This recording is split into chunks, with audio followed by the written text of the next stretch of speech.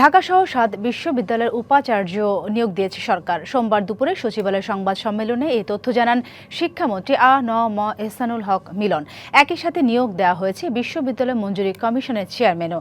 এর আগে ৫ আগস্টের পট পরিবর্তনের পর এসব পদে নিয়োগ দিয়েছিল অন্তর্বর্তী সরকার। তবে সম্প্রতি তাদের অনেকে দায়িত্ব থেকে অব্যাহতি চাইলে নতুন করে এসব পদে ৮ অধ্যাপককে নিয়োগ দিল সরকার।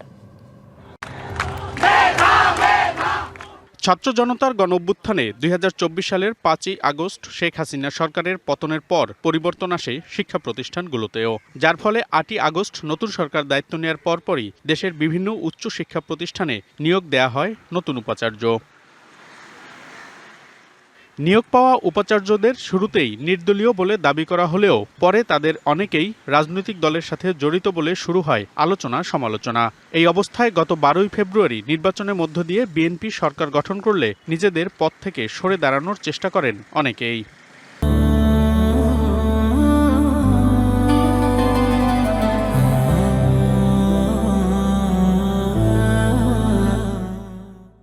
এমন পরিস্থিতিতে সোমবার ঢাকাসহ দেশের ৭টি পাবলিক বিশ্ববিদ্যালয়ের উপাচার্য নিয়োগ দিয়েছে সরকার। এর মধ্যে ঢাকা বিশ্ববিদ্যালয়ের উপাচার্য হিসেবে নিয়োগ পেয়েছেন উন্মুক্ত বিশ্ববিদ্যালয়ের উপাচার্য অধ্যাপক এ.বি.এম. ওবায়দুল ইসলাম। তিনি ঢাকা বিশ্ববিদ্যালয়ের পদার্থবিজ্ঞান বিভাগের অধ্যাপক। চট্টগ্রাম বিশ্ববিদ্যালয়ের উপাচার্য হিসেবে নিয়োগ পেয়েছেন অধ্যাপক মোহাম্মদ আল ফোরকান। রাজশাহী বিশ্ববিদ্যালয়ের উপাচার্য অধ্যাপক মোহাম্মদ ফরিদুল ইসলাম। জগন্নাথ বিশ্ববিদ্যালয়ের উপাচার্য অধ্যাপক রইসুদ্দিন।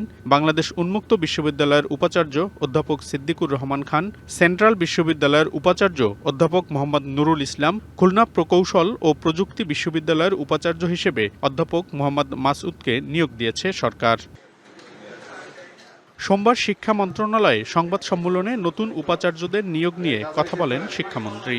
প্রত্যেকটা ভিসি তাদের ক্রেডেনশিয়াল চেক করেছি, করে তার সাইটেশন, কোটেশন, তার গুগল সার্চ, তার পিএইচডি, পোস্ট ডক, এমফিল সবগুলিকে ক্যাটাগরি করে যারা হাইস্ট পারফরমেন্স করেছে সেই হাইস্ট পারফরমারকেই আমি বিশ্ববিদ্যালয় অনুযায়ী দিয়েছি। সো আমরা শিক্ষাগত যোগ্যতাকে সবচেয়ে বেশি গুরুত্ব দিয়েছি। আর বাংলাদেশ বিশ্ববিদ্যালয় মঞ্জুরি কমিশনের চেয়ারম্যান হয়েছেন ঢাকা বিশ্ববিদ্যালয়ের উপাচার্য অধ্যাপক মামুন আহমেদ।